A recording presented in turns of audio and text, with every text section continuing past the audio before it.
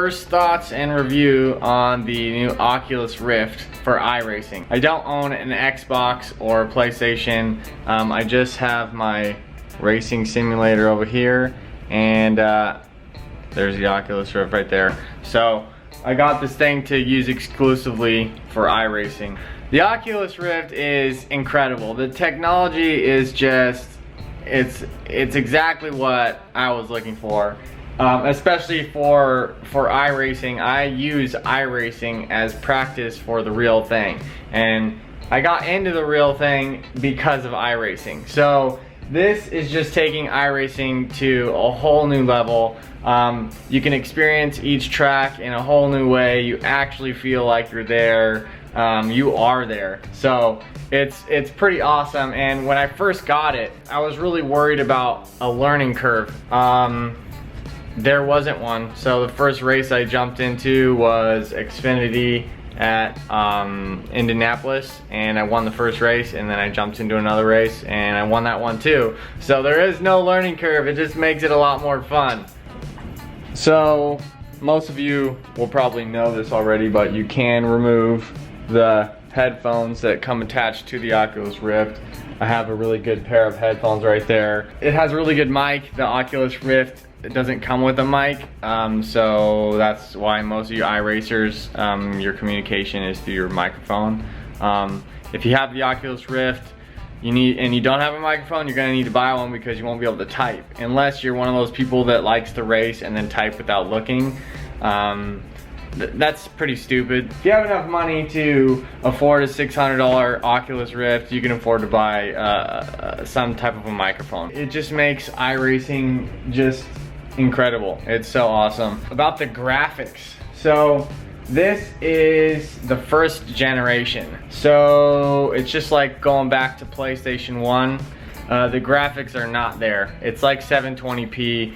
I've heard people mention the screen door effect. You can see all the pixels, especially things in the distance. It's not capable of sharpening up that detail off in the distance, and when you race, that's what you're looking at the whole time, is everything in the distance. So you know, just jumping into it, your eyes adjust within a minute or so. So it's not that bad. You get used to it. It's totally worth it. I always used to race on the 3 screens down here on full graphics. And I enjoyed how nice the graphics looked, and now that I'm taking a step back, I just throw up my shoulders. Oh well, I could live with it because I don't really want to race on the 3 screens anymore.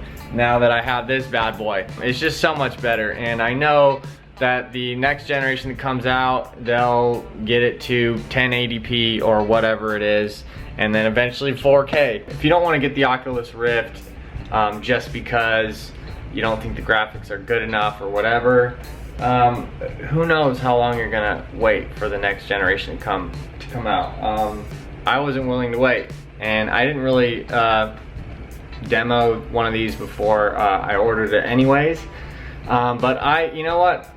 I'm super happy with it. I'll never go back unless I have to, unless this thing takes a dump and I gotta, you know, go back to the 3 screens in the meantime. But that's just the way to go, especially for sim racing. That's just where you have to be.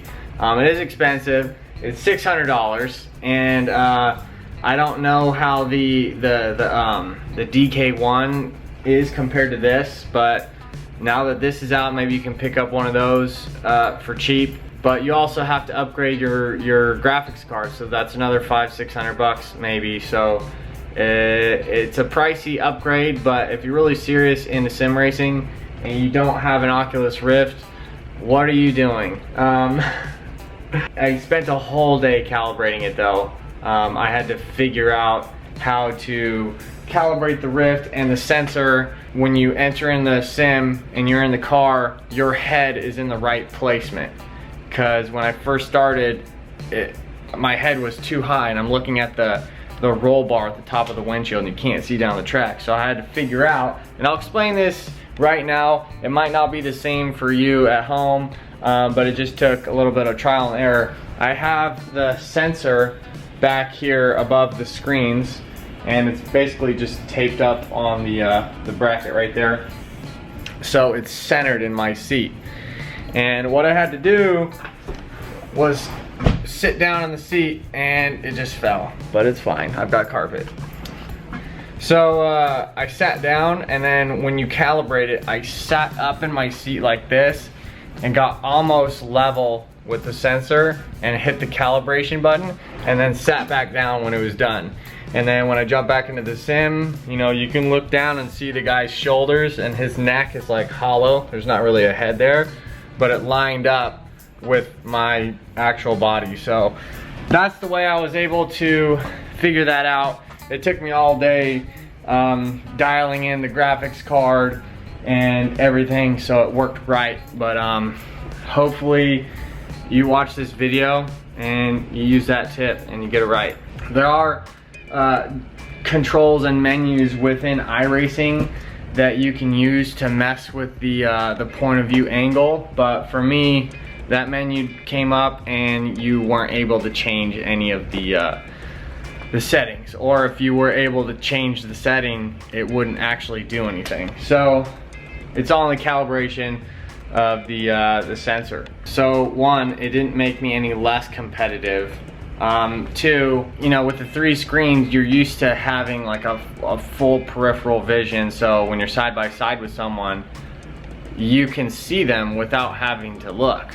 If you're on one screen, you might use the button to to change the view, but now it's more like real life. You got the horse blinders on, and I would say in real life you have more of a peripheral vision, but here, you know, if you got someone on the inside or the outside, you can't see them. You have to turn your head to see where they are. Maybe in a later version, they'll have one that's not shaped as a rectangle, but something that will go out, that will give you another 20 degrees of peripheral vision. But the thing about the peripheral vision within the Rift is whatever you're looking at is in the best focus. And when you turn your eyes and you look at stuff on the side, it's not as, it's a little fuzzy. But then when you turn your head and look at it, you'll see that object crisp up.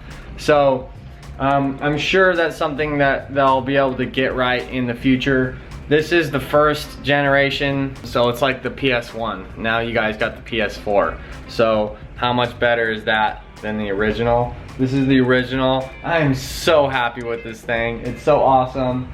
They probably have the technology out right now to make it freaking awesome, but they're doing that for a reason, for suckers like me that will buy every single version that comes out.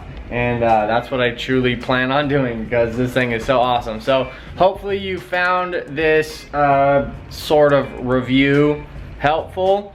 You know, it's kind of pointless for me to show you footage or whatever it looks like, because you can't really experience it until you put the headset on. I got a really big race coming up. My next race in the K&N series is at Iowa Speedway. And it's pretty trippy because I'm used to running short tracks and, you know, going speeds less than 100 miles an hour. Now I'm going to Iowa, which is almost a mile, and we're going to be going over 150.